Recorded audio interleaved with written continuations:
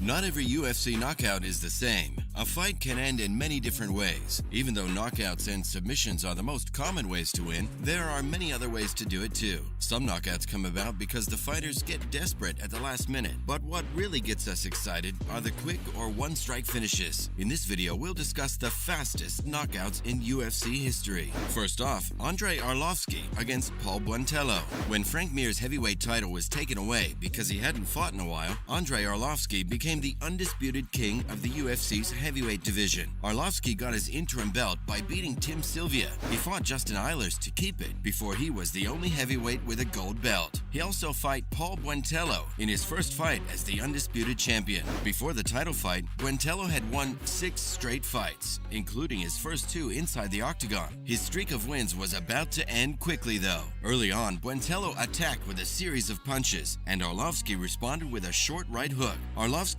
dodged a right cross as he threw the knockout blow, which caused Buentello to stumble forward and land awkwardly on the champion's back before falling to the ground. That would be the last UFC title fight that Arlovski would win. Up next, Jens Pulver against John Lewis. Jens Pulver went into the octagon at UFC 28 to fight John Lewis. Lewis had won his one and only UFC fight before the fight with Pulver, but that was his only win in 6 fights before that. It didn't take Pulver long to add another loss to Lewis's list. Lewis tried to land his jab immediately, but Pulver quickly answered with a left cross. After being knocked out by the punch, Lewis quit MMA. But Pulver beat Cal Uno in his next match to become the first UFC lightweight champion, followed by Terry Martin against Jorge Rivera. After Terry Martin lost to Jason Lambert at UFC 59, he decided to move up to middleweight for his next fight. He was then matched up with Jorge Rivera, who'd also been in the UFC for a long time. Martin was used to fighting right away because he just knocked out Jason Guida 8 seconds into the 3rd round of his most recent win. He'd need to use that knowledge when he went up against Rivera. He kicked hard to start the fight. Martin couldn't catch it and then hit it with his right hand. When Rivera went down, Martin followed him to the ground and finished the fight quickly with a few more punches. Moving on to Anthony Johnson and Todd Duffy. Johnson got a UFC contract after going 3-0 in his first MMA fights. Chad Rayner, who just lost in his own UFC debut a few months before, was there to welcome him. As soon as the fight began, Rayner moved forward. Johnson hit him with a hard left hook which hurt him. At first, Rayner stayed on his feet, but Johnson's second left hook ended the fight. Rayner never fought in the octagon again, while Johnson had a long and somewhat successful UFC career. Todd Duffy may have gone down in UFC history because he wouldn't touch his gloves before the fight. After being turned down for the sign of sportsmanship in MMA, Haig rushed Duffy and hit him with a wild left hook. When Duffy's opponent caught him with his hands low, he landed a powerful jab that ended the fight in a concise amount of time. Duffy's knockout in 7 seconds broke a record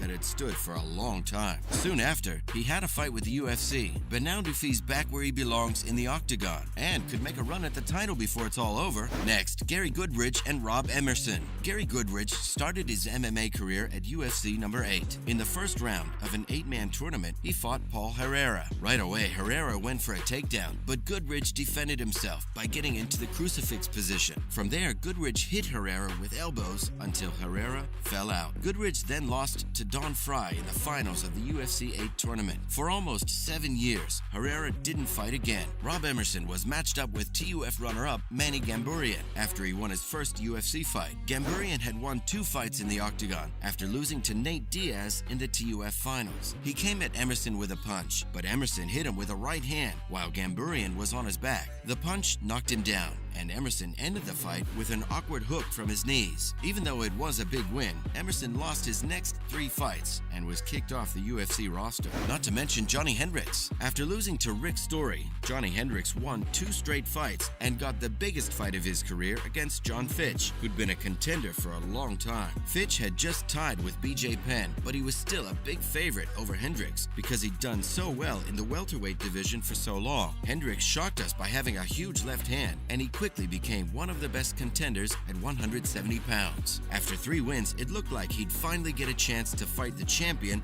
Georges St. Pierre. But Fitch was unexpectedly let go from the UFC after losing to Demian Maia. He now has a deal with the World Series of Fighting. Let's learn more about Dwayne Ludwig and BJ Penn. Ludwig's first UFC fight was against Genki Sudo, which he won. He then fought twice outside the UFC and lost twice before fighting Jonathan Goulet. As soon as the fight started, Ludwig hit hit Goulet with a counter right cross that knocked him out. Unfortunately, the timekeeper for the Nevada State Athletic Commission took too long to stop the clock, so the official time to stop was 11 seconds. Years later, in a Dana White video blog, the UFC looked into the problem of keeping track of time by putting two of its fastest knockouts next to each other to see which was the fastest. Keith Kaiser of the NSAC said the original ruling wouldn't be changed, even though evidence showed that Ludwig was knocked out in a little more than 6 seconds. In the third MMA fight of BJ Penn's career, he took on Cal Uno, who'd won the Shuto title. Even though Penn didn't have much experience, he beat Uno with an impressive finish. After an uppercut knocked Uno out, Penn jumped on him and finished the fight with more punches as he stood on top of him. A year later, Penn and Uno fought to a draw in a lightweight championship match, but Penn won the title in the end and is now known as one of the best fighters in MMA history at 155 pounds. Coming up, Mark Weir and Gray Maynard. Mark Weir joined the UFC with an impressive 8-1 record, and he put up against an experienced fighter right away.